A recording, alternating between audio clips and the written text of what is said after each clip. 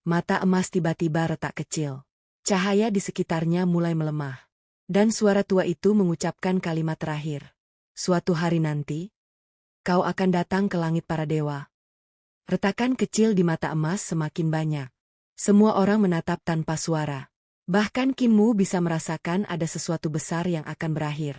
Di langit, tubuh dewa kuno tidak lagi mengamuk. Kabut hitam yang menyelimuti tubuhnya mulai terlepas sedikit demi sedikit, seperti asap tipis tertiup angin. Raungan kebencian yang tadi mengguncang dunia berubah menjadi suara berat yang lemah. Ia perlahan menundukkan kepala. Matanya yang merah mulai kehilangan warna gelap. Untuk pertama kalinya sejak bangkit, ekspresinya tampak tenang. Namun tiba-tiba, brak! Seluruh altar berguncang keras. Tanah di bawah kaki mereka retak semakin dalam. Kakek buta langsung mengangkat kepala. Ada yang salah? Ia merasakan energi reruntuhan bergerak kacau. Seolah seluruh tempat ini selama ini berdiri karena kekuatan segel dewa kuno. Dan sekarang, setelah inti jiwa berubah, reruntuhan mulai runtuh. Batu-batu besar jatuh dari langit.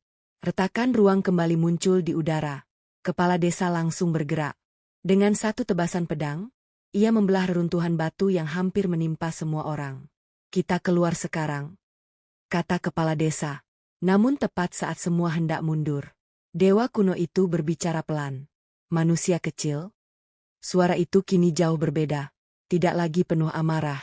Ia memandang Qin Mu beberapa saat. Aku membencimu. Tapi mungkin, keputusanmu benar. Tubuh raksasanya mulai berubah menjadi cahaya. Kabut hitam terakhir terlepas dari pundaknya lalu menghilang ke udara. Kemudian sesuatu kecil jatuh perlahan dari dada makhluk itu. Sebuah pecahan kristal bening sebesar telapak tangan. Benda itu melayang ke depan Qin Mu. Terima ini. Kalau suatu hari langit para dewa mencarimu, benda itu akan menunjukkan jalan. Sebelum Qin Mu sempat bertanya. Bom! Langit reruntuhan retak besar. Lubang hitam mulai terbuka di udara. Tekanan ruang menyapu semuanya. Raja Iblis Dutian langsung berteriak bahwa tempat ini akan runtuh total dalam hitungan menit. Dragon Kilin panik berlari sambil berteriak minta diselamatkan. Namun tepat ketika Qin Mu menggenggam pecahan kristal itu, di permukaannya tiba-tiba muncul simbol bercahaya. Dan di dalam pikirannya terdengar bisikan asing. Pewaris ditemukan. Qin Mu langsung membeku. Suara asing itu tidak terdengar dari telinga, melainkan langsung muncul di dalam kepalanya. Pewaris ditemukan. Pecahan kristal di tangannya mulai bersinar semakin terang. Simbol aneh bergerak di permukaannya seperti hidup. Sesaat kemudian, bayangan langit luas penuh istana terapung muncul di benaknya. Tangga emas membentang di antara awan. Di kejauhan terlihat gerbang raksasa retak dipenuhi bekas perang. Namun sebelum Qin Mu sempat memahami semuanya, brok! Tanah di bawah altar runtuh. Qin Mu hampir jatuh ke jurang hitam sebelum sebuah tangan menarik bahunya. Kepala desa, fokus. Katanya dingin. Kalau terlambat kita semua mati di sini. Di belakang mereka, kakek jagal sudah memecahkan batu-batu besar yang menghalangi jalan, sementara kakek buta terus menghitung perubahan ruang agar semua tidak masuk ke celah kehampaan. Dragon Kilin berlari panik sambil berteriak bahwa tempat ini pasti dikutuk. Raja Iblis Dutian malah mengumpat kesal karena harus ikut kabur. Namun tepat ketika mereka hampir keluar dari reruntuhan, bom! Retakan ruang terbuka tepat di atas mereka. Dari dalam retakan turun sesuatu seperti tangan raksasa transparan. Tangan itu tidak terlihat seperti manusia. Dipenuhi simbol ilahi dan rantai cahaya. Semua orang langsung berhenti. Bahkan kepala desa berubah serius. Tangan raksasa itu tidak menyerang siapapun. Ia justru menunjuk langsung ke arah Qin Mu, lalu suara dingin bergema dari langit. Objek harus dibawa kembali.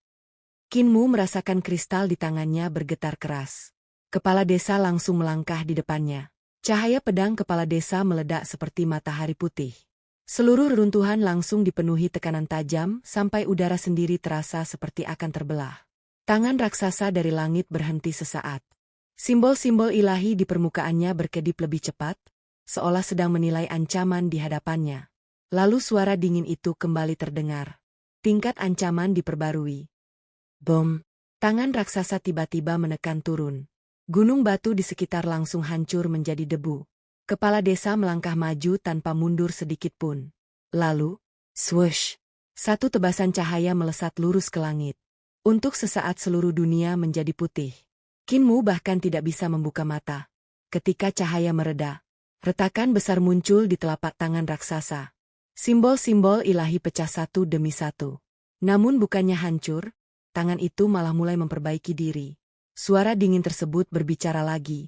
Energi pedang terkonfirmasi. Seseorang menghalangi, berbahaya. Izin eliminasi diberikan. Langit mendadak berubah gelap. Di balik retakan ruang, bayangan mata raksasa perlahan terbuka. Tatapannya dingin dan tanpa emosi.